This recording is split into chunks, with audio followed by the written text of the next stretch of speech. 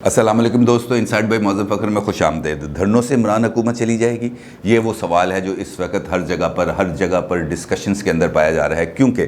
जिस तरह गुज़िश्ता 24 घंटों के दौरान मुल्क जाम हो चुका है, highways, motorways, Lahore, Karachi, Islamabad, Peshawar, Hyderabad, girls के कोई जगह मुल्क की कोई एक शहर ऐसा नहीं है जहाँ पर ये हंगामी सूरत हाल डेवलप ना हो चुकी हो। ट्रैफिक बंद है, बच्चे, बुज़ुर्ग, बूढ़े, ख़वातीन, हर बंदा ट्रैफिक में फंसा हुआ है। अंदाज़ा करें कि लोग 20 घंटे से हाईवेज़ पे फंसे हुए हैं, और जो भी बंदा सफ़र के लिए निकला था उसको नहीं पता था कि पंजाब गवर्नमेंट ने अचानक ऐसी कोई कार्रवाई करनी है जिसके नतीजे में इलामा साद रिजवी को गिरफ़्तार कर लिया जाएगा और उसके बाद उनके कारकुनान पूरे मुल्क में फैल जाएंगे और तमाम अहम चौक चौराहे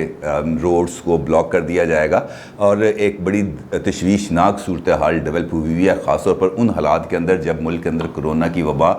अरूज पर है और हॉस्पिटल्स के अंदर ऑक्सीजन और इसकी अद्वियात की अशद ज़रूरत होती है। ये अगर रास्ते बंद हो जाएंगे तो उनके लिए भी बड़ी तशवीशनाक सूरत हाल हो सकती है। और अगर ये धरने मज़ीद चंद रोज़ जारी रहे तो कोई और अलमनाक वाक़या भी रूनुमा हो सकता है। लेकिन सवाल ये पैदा होता है कि क्या ये धरने मुज़ाहरे जो इस वक्त हो रहे हैं, क्या ये इमरान हुकूमत की के ख़िलाफ़ साजिश है या ये इमरान हुकूमत की नाअहली है? क्योंकि इलामा साद रिजवी की गिरफ़्तारी जिस अंदाज़ में की गई उससे बहुत ज़्यादा सवालात पैदा होते हैं। क्योंकि अमूमन ऐसी हाई प्रोफाइल गिरफ़्तारियों से पहले जो तमाम मुज़मरात हैं, जो उसके नताइज हैं, उसको प्रॉपर्ली एड्रेस किया जाता है, उसको रोकने के लिए प्लानिंग की जाती है। लेकिन इस ख़ास वाक़े के अंदर हमने देखा कि अचानक लाहौर की वहादत रोड पर इलामा साद रिजवी को गाड़ी से उतारा जाता है, पुलिस की गाड़ी में बिठाया जाता है और ले जाया जाता है। लेकिन उसके बाद जो रिएक्शन था उसको काउंटर करने की कोई भी स्ट्रेटजी नहीं बनाई जाती और इस पर ख़ास तौर पर बहुत ज़्यादा गफलत का मुज़ाहरा किया जाता है। क्योंकि जिस वक़्त मुज़ाहिरीन इकट्ठा होना शुरू हुए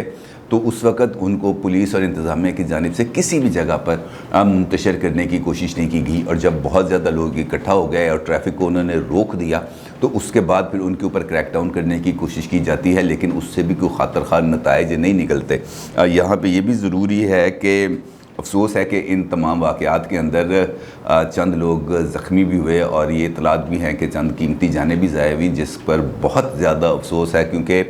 ये तमाम लोग जो भी हैं ये पाकिस्तान के शहरी हैं, मुसलमान हैं, नबी के उम्मती हैं। हमें इनकी ज़ख्मियों पर भी अफसोस है, ज़ख्मी होने पर जिसका खून बहा उस पर भी अफसोस है, और जो लोगों ने अपनी जान कुर्बान की है उस पर भी अफसोस का इज़हार किया जाता है। लेकिन सूरत हाल जिस किस्म की डेवलप हो रही है वो मुझे अभी भी किसी ठीक सिमत में जाती हुई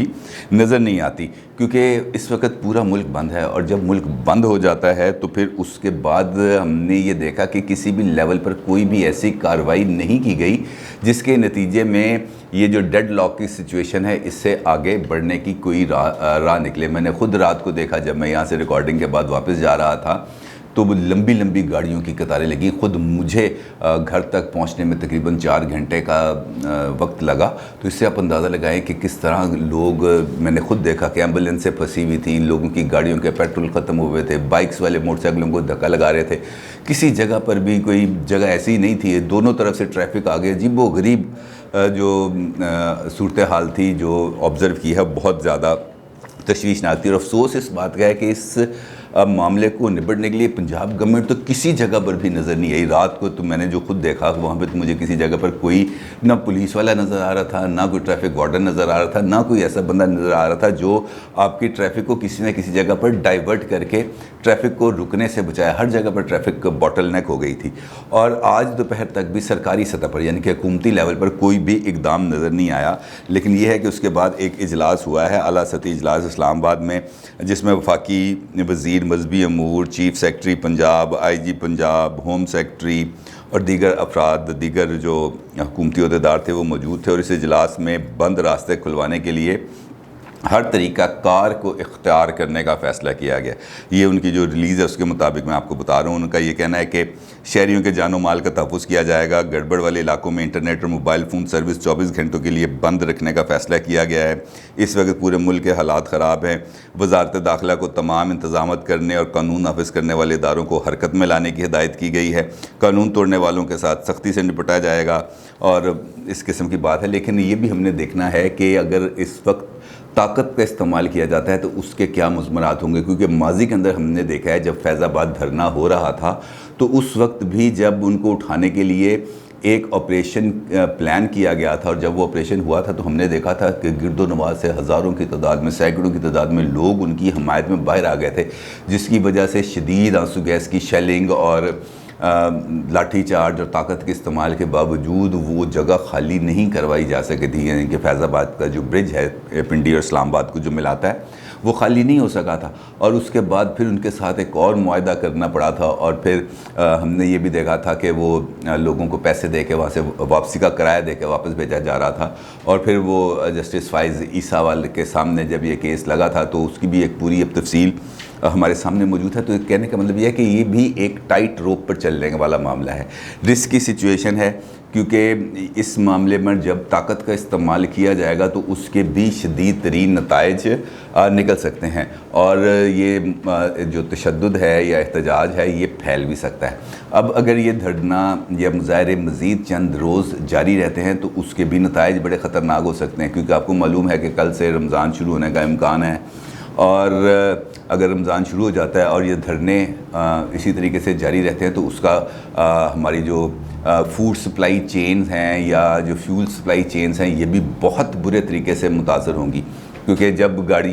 پیٹرول ہائی ویز بند ہیں، جو پیٹرول کی گاڑیاں ہیں وہ پیٹرول لے کے نہیں آئیں گی شہروں کے اندر، تو شہر کے اندر پیٹرول اویلیبل نہیں ہوگا، جب پیٹرول اویلیبل نہیں ہوگا تو گاڑی نہیں چلے گی، جب گاڑی نہیں چلے گی تو کوئی بندہ کسی جگہ پر پہنچ نہیں پائے گا، جب پہنچ نہیں پائے گا اس کا مطلب ہے کہ وہ کام اس دن کا تو کام ہو گیا ٹھپ۔ اسی طریقے سے جو منڈی ہے، منڈی سے اگر سبزیاں اجناس